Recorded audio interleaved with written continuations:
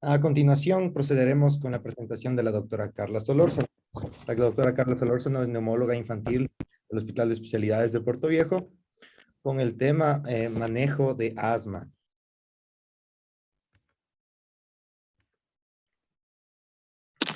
Hola, Hola, buenos días.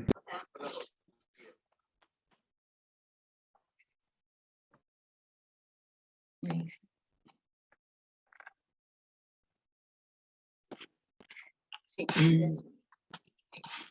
Hola, hola a todos. Bueno, la verdad es que creo que por suerte Jessica dejó muy claro un montón de cosas que tenemos que saber eh, para, para poder comprender un poco la parte del tratamiento.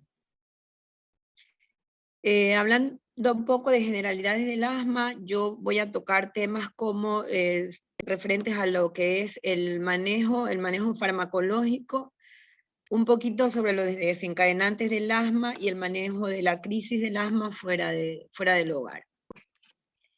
Nosotros sabemos que en el asma debemos diferenciar bien, parte base del tratamiento es saber diferenciar lo que es una medicación de rescate de una medicación controladora, y es lo primero en lo que tenemos que educar al paciente para tener un resultado un poco más efectivo, ¿no?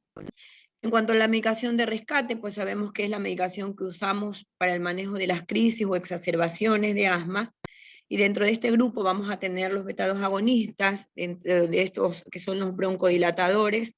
Tenemos el salbutamol y el formoterol. Si bien el salbutamol es un broncodilatador de acción corta, el formoterol es de acción prolongada, pero como tiene un efecto rápido, también se puede utilizar como medicación de rescate. Y por otra parte tenemos también los anticolinérgicos. Dentro de este grupo está el bromuro de ipatropio, que si bien no tiene efecto tampoco antiinflamatorio, sino más bien un efecto broncodilatador, y está claramente indicado en las crisis moderadas para ser un coadyuvante junto al manejo con el salbutamol, o como única terapia en muy casos específicos en los cuales el salbutamol estuviera contraindicado. Por otro lado, tenemos la medicación de control. ¿Qué hace la medicación controladora en el paciente? Pues ya resolvernos el problema, ¿sí? El tratamiento de rescate, que son los broncodilatadores, nos van a aliviar el síntoma, pero no nos van a resolver el problema. Como fue explicado en la charla anterior, el principal problema del paciente asmático es el proceso inflamatorio en la vía aérea, ¿sí? Más allá de la broncoconstricción. Entonces, si yo broncodilato pero no desinflamo, el problema va a persistir. Es ahí donde funcionan los tratamientos preventivos o controladores, en la reducción de la inflamación. De esta manera disminuyen las exacerbaciones y por lo tanto logramos tener un mejor control de los síntomas. Dentro de este grupo de medicamentos están como primera línea los corticoides inhalados. Dentro de este grupo está el budesonide, la fluticasona, la beclometasona, que son los que tenemos en nuestro medio. Tenemos también la ciclesonida y mometasona, pero estos en nuestro medio lo tenemos únicamente para aplicación nasal. Tenemos además aquellos medicamentos combinados que traen un corticoide inhalado más un broncodilatador de acción prolongada, como son la fluticasona salmeterol o el budesonide formoterol. Y otro grupo en segunda línea están los antileucotrienos. En este tenemos el Montelukast, el Zafirlukast, pero en nuestro medio, en el Ecuador, el que se comercializa es únicamente el Montelukast. Y bueno, para tocar otra parte de medicamentos que deberemos conocer, a pesar de que son uso exclusivo de especialidades, están la inmunoterapia, que es de manejo por alergología, y los biológicos, que son de uso ya también de especialidad por parte de neumología exclusivamente. Verán que cuando iniciamos la charla y entre todo lo que nos propusieron hablar estaban los antihistamínicos, los antialérgicos, y realmente no los estamos considerando porque la función de los antialérgicos en el asma realmente que es mínima o nula. Directamente no se usan en pacientes con asma, salvo que estos tengan asociados a otro tipo de alergias como la rinitis alérgica o una dermatitis atópica, y me sirva en ese momento para aliviar el resto de síntomas. Pero en el asma como tal, los medicamentos de elección pues están los corticoides inhalados y los antileucotrienos. Un poco para conocer los broncodilatadores de acción corta. en este caso el salbutamol o albuterol, como se conoce en otros países, tienen un efecto inmediato, tienen una duración de 4 a 6 horas y bueno, pueden administrarse a demanda por este tiempo de acción corta que tienen. Por otro lado, tenemos los broncodilatadores de acción prolongada, como aquí les pido disculpas porque no es salbutamol, es salmeterol y formoterol. El formoterol, a pesar de ser un broncodilatador de acción prolongada, como les dije antes, se puede usar como medicación de rescate porque tiene una acción inmediata. Estos actúan dentro de los primeros 5 minutos. A diferencia del salmeterol, que tarda un poquito más en hacer efecto, aproximadamente 30 minutos, y su duración ya es más prolongada, entre 10 a 12 horas. Por eso se utilizan como medicamentos controladores. Tenemos cuando hablamos de los broncodilatadores siempre es importante, o cuando hablamos de tratamiento para asma, hablar de los efectos secundarios, porque es lo que más, lo que causa más temor en el paciente y causa de que a veces los tratamientos no se cumplan. Entonces siempre es importante conocerlos para poder educar al paciente, explicarles cuáles son los efectos que puedo llegar a tener y cómo manejarlos. Los efectos suelen ser muy transitorios, dentro de esos está el temblor fino de manos, que va a durar unos cuantos minutos después de realizarse los inhaladores. Puede dar un poquito de palpitación, que es una duda bastante frecuente, no solamente de los familiares del paciente, sino también de algunos médicos durante la emergencia. Es común que nos digan: doctora, le suspendí el beta 2, el salbutamol al paciente porque estaba taquicárdico. Y sí, el paciente llegó hipoxémico y obviamente en un cuadro de obstrucción bronquial va a aumentar un poco el gasto cardíaco porque no estoy oxigenando bien. Entonces, en respuesta, mi corazón va a aumentar su frecuencia cardíaca para poder ayudar a oxigenar un poco más esa sangre. Entonces, no es si yo no broncodilato a mi paciente, pues no voy a lograr oxigenarlo bien y la frecuencia cardíaca tampoco va a disminuir. Así que es importante recordarle a los papás, en el caso de los pacientes pediátricos, de que no deberían tener ese temor porque el efecto va a ser directamente, o sea, va a ser muy transitorio, y lo suspendemos exclusivamente en casos muy puntuales en que cardiología pediátrica nos habla de algún tipo de arritmia específica en los cuales no podemos usar la medicación. O cuando tenemos algún tipo de malasia, que también al relajar tanto el músculo liso podemos provocar un mayor colapso de la vía aérea. Por otro lado están los corticoides inhalados. Dentro de los efectos secundarios que provocan los corticoides, más bien son a manera local la disfonía y la candidiasis oral. Por esto es importante también educar al paciente en el uso de los inhaladores, nunca hacerlos directamente a la boca, siempre se deben hacer con el dispositivo adecuado, con las inhalocámaras o aerocámaras. Yo recomiendo habitualmente que sea siempre antes de cepillarse los dientes para evitar que el depósito local del corticoide. Algunas personas también pueden mandar, algunos médicos, el enjuague bucal con algún antiséptico o con bicarbonato. Otro de los efectos secundarios que están descritos es el retraso en el crecimiento, que es una gran preocupación de los padres, pero también está descrito que necesitamos dosis exageradamente elevadas por tiempos muy prolongados, más de un año, para poder ver efectos tan marcados como el compromiso en cuanto a la talla del niño. Aquí también es importante recordarles que siempre es preferible, el niño no va a ser un niño enanito, va a ser un niño con un poquito menos talla de la que se esperaba, pero si a pesar de eso yo logro el menor número de internaciones, mejorar la calidad de vida, pues voy a preferir la medicación, voy a priorizar el uso del medicamento. Y los antileucotrienos también como medicación controladora, como dije antes, el que está en nuestro medio, el único que tenemos que se comercializa es el Montelukast, que tiene como efectos secundarios la cefalea, los vómitos, la hiperquinesia y la elevación de las enzimas hepáticas. Realmente yo hasta ahora no he visto más que en un paciente que tenía ya un antecedente de algún tipo de déficit de atención, en el cual tuve que suspender la medicación porque me exacerbó su trastorno psicológico. Sin embargo, no he tenido que suspender medicación por efectos secundarios, no en mi experiencia. Un poco más para hablar, y voy a hacer un poco breve, traje estas imágenes que son del GINA 2021, que es lo más actualizado que tenemos en cuanto al tratamiento, y vemos que existen algunos cambios en cuanto al tratamiento controlador y a la medicación de rescate. Sabemos que cuando hablamos de los steps o de los pasos para el tratamiento del asma, lo hacemos en base a la clasificación de la gravedad del asma, ¿sí? Si es un asma intermitente, estamos en el step 1, si es un asma persistente, leve, moderado, severa, equivalen al step 2, 3 y 4, y pues un asma no controlada al step 5.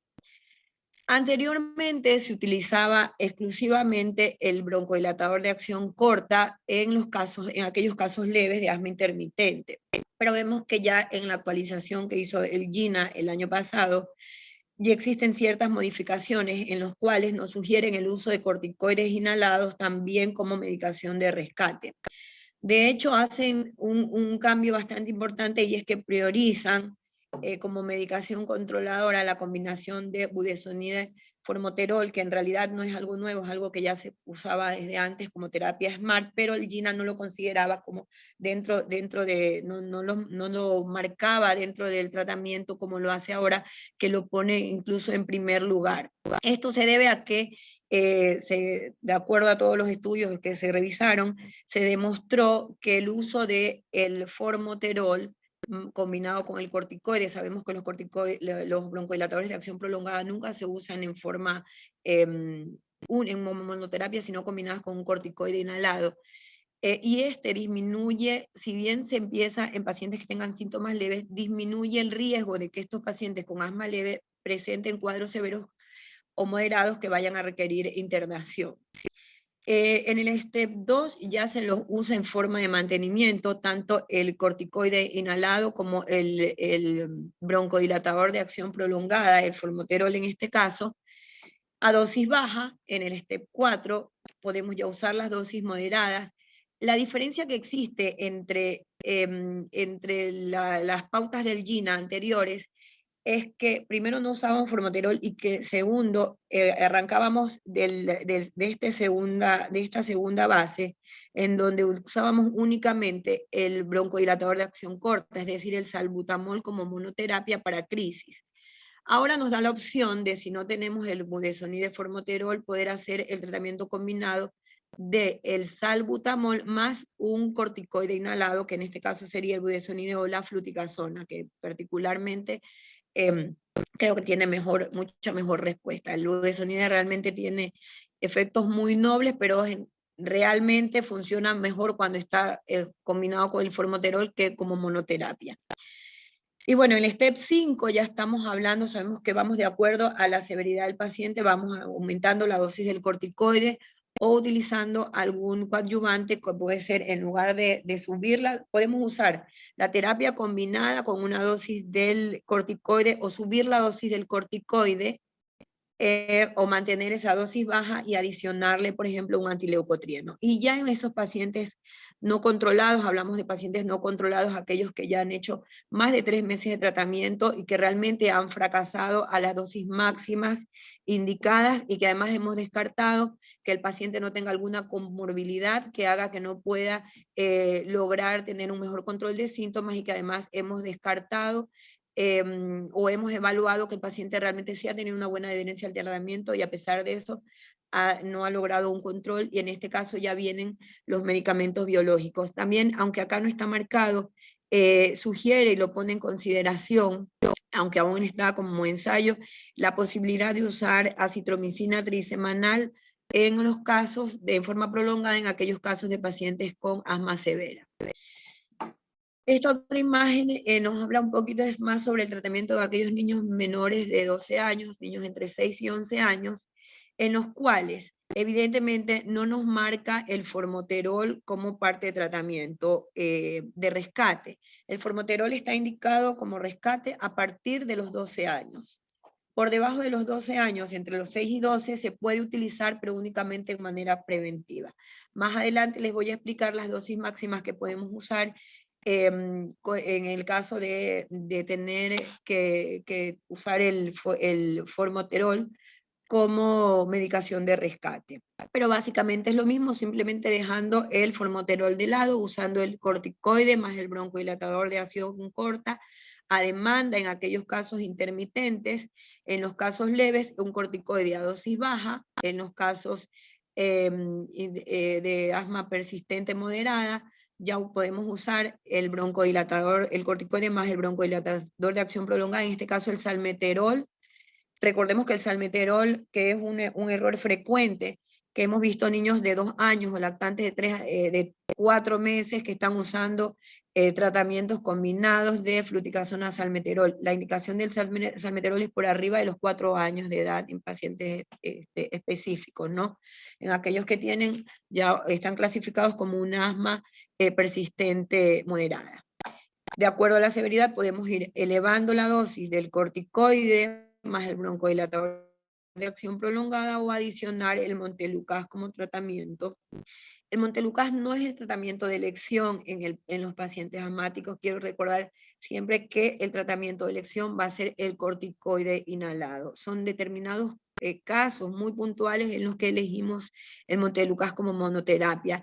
Es un medicamento muy efectivo, realmente que lo es, pero su mayor respuesta es cuando está combinada con el corticoide. Hablando un poco de inmunoterapia, lo poco que les puedo decir, porque realmente es manejo exclusivamente de los alergólogos y los inmunólogos, pero bueno, su administración está indicada, es la administración de alérgenos a aquellos pacientes que tienen asma alérgica, asma que está mediada por una IG específica, y se ha demostrado que la inmunoterapia lo que nos va a ayudar es a que aumenta esta respuesta inmunitaria y de tal manera que induce a una mejor tolerancia clínica cuando el paciente está expuesto a algún alérgeno. Además puede mejorar los síntomas y puede hacer que se reduzca el tiempo del uso de la medicación controladora. Disminuye además el riesgo de la aparición de asma en aquellos pacientes que tienen rinitis alérgica. Es decir, que la rinitis alérgica sí es una indicación directa de la inmunoterapia. No así en los pacientes que tienen asma, sobre todo moderada y severa, en el cual las recomendaciones son la combinación, es decir, la inmunoterapia para tratar una reacción alérgica específica o un alérgeno específico combinada con la medicación farmacológica. Va a mejorar la hiperactividad bronquial, a mejorar la función pulmonar y además va a ayudar a evitar la remodelación de la vía aérea. Se considera que es mucho más efectiva si se realiza durante la infancia y la adolescencia que ya en la edad adulta.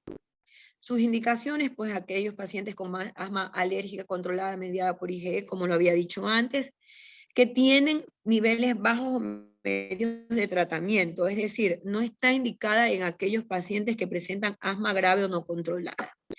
En aquellos pacientes que tienen síntomas prolongados, repetidos, pero que reaccionan a algún alérgeno específico, aquellos pacientes asmáticos que además presentan rinoconjuntivitis alérgica, aquellos pacientes que nosotros consideramos que por ahí no están propensos a usar por muy largo tiempo los tratamientos controladores. Recordemos que cuando usamos tratamientos controladores, el tratamiento mínimo es 6 meses. En realidad, estos pacientes no quisiéramos decir que son la mayoría, pero no es así. La mayoría de los pacientes requieren al menos 1 año de tratamiento para poder ver un resultado y darnos el tiempo ideal para poder ir haciendo la reducción de dosis y probando la tolerancia.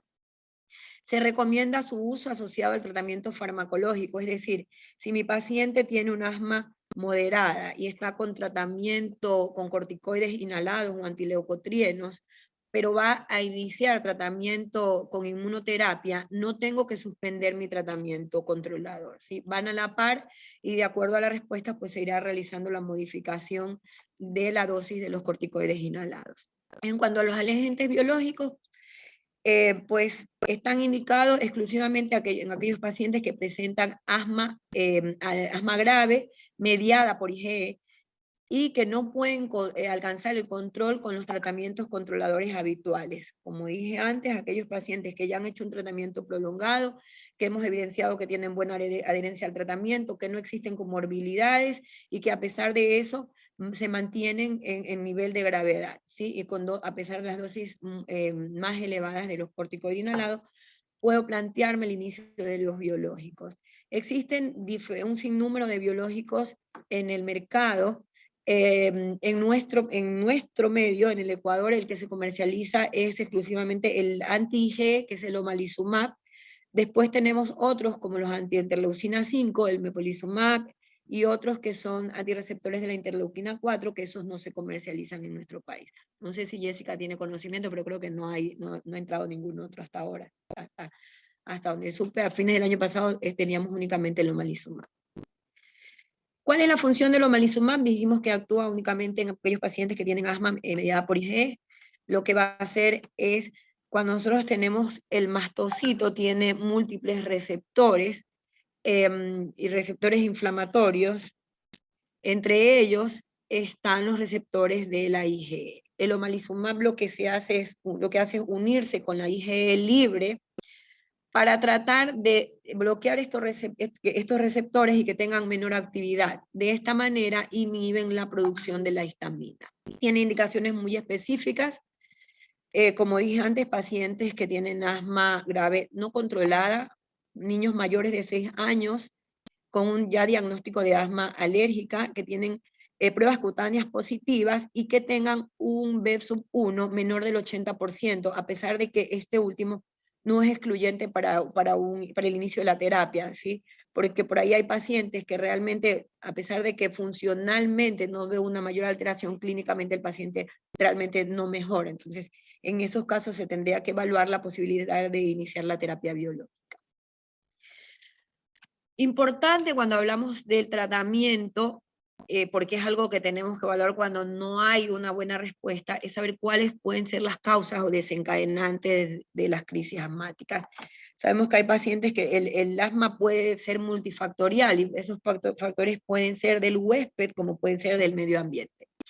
¿Sí? Dentro de estos factores están pues la predisposición, la atopía, la hiperreactividad bronquial, variabilidades del cromosoma 4, la obesidad. Sabemos que el paciente obeso es uno de los pacientes que un poco más nos cuestan llegar a tener un mejor control de síntomas debido a las leptinas. En alguna otra charla pues hablar de asma y obesidad, es un tema muy amplio del cual generalmente se toca en un solo módulo. Se puede hablar un montón, tanto de asma como más obesidad como de asma y reflujo. El sexo influye y otros factores ambientales como los virus, los alérgenos, o sea, todos alérgenos intradomiciliarios como extradomiciliarios. Siempre que es la pregunta además de los padres y en lo cual debemos indagar. A veces hay pacientes que a pesar de que están con el tope de medicación no andan bien, siempre debemos reinterrogar. Animales, que el pelo de los animales puede ser un factor domiciliario que nos puede estar afectando, el humo del tabaco, el humo de pacientes que viven cerca de lugares donde queman basura, pacientes que están, no sé, cerca de lugares donde hay humo de parrilladas. Los ácaros, el ácaro en las almohadas, en los colchones, en las alfombras, en las cortinas. El polvo casero, el polvo fino, el polvo de construcción es uno de los peores irritantes de la vía aérea. Los aerosoles, aromas muy fuertes, el polen de las flores, los cambios bruscos de temperatura. En esta época del año nos va un poquito mejor a los neumólogos porque lastimosamente aumentan las exacerbaciones siempre que hay un cambio estacional. Por ejemplo, ahora que está lloviendo, particularmente en la costa, llueve, hay humedad, hay polvo, es una mezcla medio compleja y realmente aumentan las exacerbaciones. El ejercicio, si bien en la charla anterior se explicó, nuestra meta es que el paciente asmático haga actividad física, porque el asma no es una enfermedad discapacitante. Si el paciente no puede hacer actividad física es que estamos fallando en algo en el tratamiento y hay que revalorar. Sin embargo, cuando no está controlado, el ejercicio puede también provocar un poco de broncoconstricción, aumentar esa inflamación de la vía aérea y ser un desencadenante para las crisis. Los cuadros virales, sabemos que los niños pueden, sobre todo en edad preescolar, pueden presentar resfríos o cuadros virales entre 6, 8 a 10 veces en el año, y que estas sibilancias puedan estar asociadas a los virus. pero aquellos pacientes asmáticos también pueden desencadenar asma secundario a la infección viral. Aquellos pacientes que trabajan en ebanistería o niños que están cerca de lugares que sus padres trabajan en una peluquería, en un lugar donde se trabaja con madera, también pueden ser desencadenantes de crisis. Es importante recordar que la interacción entre todos estos factores durante el desarrollo del niño puede determinar la aparición de distintos síntomas como la tos, la disnea, la opresión torácica o las sibilancias, pero sin embargo, no todos los niños necesitan la presencia de estos factores para desencadenar estos síntomas. Si bien es cierto que entre más factores tengo mucho mayor riesgo de desencadenarla o desencadenar crisis de asma, y también es importante saber que muchos pacientes pueden ser oligosintomáticos y no todos presentar toda la sintomatología florida, como se explicó en la charla anterior. En el niño, la tos crónica, esa tos irritativa puede ser el único síntoma que puede estar presente en los niños. No es raro que los papás acudan y nos digan, no doctora, es alérgico porque lo único que tiene es tos, no le chilla el pecho, no se ahoga, y obviamente eso no lo excluye de ser un paciente asmático y que tiene que ser estudiado y tratado. No vamos a hablar de todo este cuadro de asma, simplemente de crisis de asma. Voy a hacerles un poquito el resumen. Básicamente, cuando tengo un paciente con una crisis asmática, primeramente tengo que caracterizarlo si ese paciente está en una crisis leve, moderada o severa. Recordar que si la crisis es severa, puedo iniciar el tratamiento de rescate mientras direcciono a mi paciente a la unidad de cuidados intensivos pediátricos, o lo traslado si está en la casa, en la escuela o cualquier otro lugar, mientras lo direcciono a un centro hospitalario donde pueda realizar tener las medidas necesarias. En el caso de las crisis leves o moderadas, voy a iniciar con mi tratamiento de rescate. La dosis de los broncodilatadores de acción corta o el salbutamol es de... no voy a hablar de las nebulizaciones porque realmente, si bien son muy útiles y tienen el mismo efecto, el punto a favor que tienen versus los inhaladores de dosis medida o los aerosoles inhalados, es el hecho de que actúan un poco más rápido, el tiempo que tarden en hacerse el puff es mucho menor que el usar las nebulizaciones, así que me marqué prácticamente en los inhaladores con el espaciador. La dosis es 4 a 10 puff. A veces hay papás que se asustan un poco porque el niño se puede poner taquicárdico, pero bueno, recordemos que tenemos que broncodilatar y si es lo que tengo a la mano lo voy a usar. Dependiendo si el caso es moderado, puedo usar el rescate de 4 a 10 puff. En realidad esto es para niños más grandes, porque los más chiquititos podemos usar 4 a 8 puff, incluso en los cuadros leves 2 a 4, no necesitamos llegar siempre a usar los 8 o 10 puff. Si el cuadro es moderado, 4 a 10 puff o 4 a 8 puff cada 20 minutos durante 1 hora, recordar siempre que con la inhalocámara, adecuada para el niño, que no debe ser muy grande para que no tenga mucho espacio muerto, no se pierda la medicación. Y puedo adicionar, si el paciente no mejora, lo revaloro en 1 hora. Si el paciente no mejora, adiciono el corticoide. El ideal, el que usamos en nuestro medio, es la prednisona, 1 a 2 miligramos por kilo, llegando a una dosis máxima de 40 miligramos. Siempre es importante medir, si tenemos la forma, la saturación de oxígeno. Nuestra meta es mantener la saturación por arriba de 92-94%. Nosotros que estamos sobre el nivel normal siempre nos ponemos como meta el 94%. A veces nos dicen, doctora, pero no necesita oxígeno porque el niño está saturando bien, está saturando 94%, pero el niño tiene mala mecánica o está taquicárdico, con lo cual nos tenemos que apoyar del oxígeno, más allá de que la saturación no esté por debajo de lo normal. Y sabemos además que el efecto broncodilatador del oxígeno también es algo valioso y que se debe rescatar. Importante que cuando inicio mi medicación de rescate, el paciente debe ser controlado cada hora. Debo estar pendiente de las pautas de alarma, sobre todo en los más chiquititos. Debo continuar. Es importante hablar del uso del corticoide oral. Nosotros, lastimosamente, a estas alturas también nos pasa que llega el paciente, estuvo en una emergencia, le hicieron el broncodilatador de acción corta, le hicieron los puffs de salbutamol, le pusieron un corticoide sistémico, un corticoide endovenoso, y el paciente se fue a la casa con salbutamol y loratadina. El paciente que requiere corticoides se tiene que ir a casa con corticoides y el tiempo mínimo es 5 días. Se pueden usar 5 o 7 días, el tiempo que sea necesario, pero normalmente el paciente que no ha requerido internación, con 5 días estaría bien del uso de corticoides orales. Y obviamente si el paciente va mejorando, voy espaciando el broncodilatador. Si empecé con un rescate de cada 20 minutos por 1 hora y el paciente mejoró, lo dejo más espaciado a cada 4 horas, y luego lo puedo espaciar a cada 6 horas si el paciente realmente mostró alguna notoria mejoría. ¿Qué pasa si el paciente en la escuela, está en el colegio o en la escuela y me hace una crisis de asma? Y estamos hablando de una crisis moderada, no el paciente grave que tiene que salir corriendo. Entre comillas, porque yo igual le puedo iniciar el rescate en la escuela hasta que el paciente se traslada a la casa de salud o a su casa.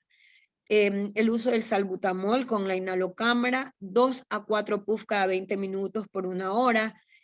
Siempre cuando utilizo más puff, es decir, necesito 6, 8, 10, debe ser bajo estricta vigilancia médica y con monitorización, obviamente, ¿no? Entonces, sí es esto porque particularmente me pusieron que aclarar cómo tratar una crisis en la escuela. Bueno, inicio el salbutamol, 2 a 4 puff cada 20 minutos por 1 hora, y luego lo paso a cada hora, a cada 4 horas o cada 6, si es que el paciente va mejorando. En el caso de aquellos pacientes que ya están usando como preventivo el budesonide formoterol, para niños entre 6 y 11 años, usamos el budesonide a dosis de 80 microgramos sobre 4.5 de formoterol, 80 miligramos de budesonida, y puedo llegar a usar máximo 8 a 12 puff como rescate diario, ¿sí? Si estaba usando, por ejemplo, un puff mañana y noche, un puff cada 12 horas, yo puedo llegar a 2 puff cada 12 horas o subirlo a 4 puff y usarlo como demanda, 2 puff extras si el niño ya fuera del momento en que se hizo, me hice a la mañana y a la tarde o después empecé con una crisis, puedo hacerme 2 puff extras de budesonide formoterol sin exceder los 12 puff en las 24 horas, repartidas entre todos en las 3 ocasiones, ¿no? Entre la mañana, lo que usé como medicamento controlador mañana y noche, y luego los extras que usé, no superar los 12 puff por día. Importante recordar que siempre la meta del tratamiento es controlar los síntomas, prevenir las exacerbaciones, mantener una buena función pulmonar. Si mi paciente tenía una función pulmonar normal y baja durante una crisis, mi meta va a ser volver a mi función pulmonar inicial. Realizar actividad física es importante. La meta del tratamiento es que el paciente, como se dijo antes, no es que él se ahoga, entonces lo tengo que tener encerrado, no. Si el niño no puede hacer la vida normal de cualquier niño, es porque estamos fallando en el tratamiento o porque tenemos alguna comorbilidad, la rinitis no ha sido tratada, hay una sinusitis, tengo reflujo, o estoy con un diagnóstico equivocado, pero algo tengo que ajustar mi tratamiento, tengo que corroborar mi diagnóstico, porque como hacemos siempre hincapié, es fundamental la actividad física en los pacientes asmáticos. Y bueno, siempre monitorizar para evitar efectos adversos de la medicación, educar al padre y estar atento a la aparición de algún efecto adverso para o cambiar de medicación o regular la dosis que estamos usando. Eso es todo, muchas gracias. Gracias, doctora Solórzano, por su presentación. Vamos a proceder con las preguntas al final de la sesión. En este momento, previo a la tercera presentación, a cargo de la doctora Claudia Rodas, vamos a hacer una pequeña exposición de las animaciones creadas por el licenciado Felipe Flores, coordinador del proyecto. Buenos días con todos. Perdón. Ya, ahí sí. Bueno, como dijo Santiago, se les va a proceder a compartir y que puedan visualizar las animaciones. Recordar que estas animaciones sirven, además de toda la información que ya nos brindan las doctoras con las exposiciones, para un poco ser más fácil y comprimida la información. Recordar que estas animaciones, los guiones de las animaciones fueron trabajadas igual con las doctoras para cada uno de sus desarrollos. Hola a todos. Hace un año les dimos 5 consejos para la Y pandemia. como aún estamos en esta emergencia, queremos seguir contándoles cosas. Esta vez queremos compartir con ustedes cómo usar la aerocámara e inhaladores. Retira la tapa del inhalador. Agita el inhalador de 10 a 15 veces antes de cada dosis. Coloque el inhalador en la aerocámara. Ubique la aerocámara cubriendo boca y nariz. Presiona el inhalador una vez y respira 5 veces lentamente en la aerocámara. Repite solamente si tu médico te lo indicó. Recuerda siempre revisar si tu aerocámara está sucia, tiene algún daño o hay que cambiar el inhalador. Los corticoides inhalados como fluticasona son para prevenir los síntomas o un ataque de asma. Y los broncodilatadores como salbutamol se usan cuando tienes síntomas o un ataque de asma. No te olvides de tener siempre a la mano tus medicamentos. Cuídate y nos vemos en otra ocasión.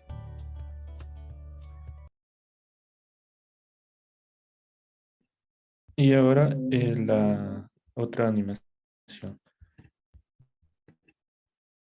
Hola a todos, les mandamos un saludo del equipo de asma. Esta vez queremos hablar con ustedes de los desencadenantes de ataques de asma. Los desencadenantes son elementos que los encuentras en tu día a día, incluso dentro de tu casa, y pueden iniciar un ataque de asma. Por ejemplo, un resfriado, tabaco, el pelo de una mascota, de la alfombra o de un peluche. O también los cambios de clima, humedad y hongos. Recuerda siempre cuidarte de estos elementos y limpiar tu cuarto. Además de los espacios en los que pasas el día. Cuídate y nos vemos en otra ocasión.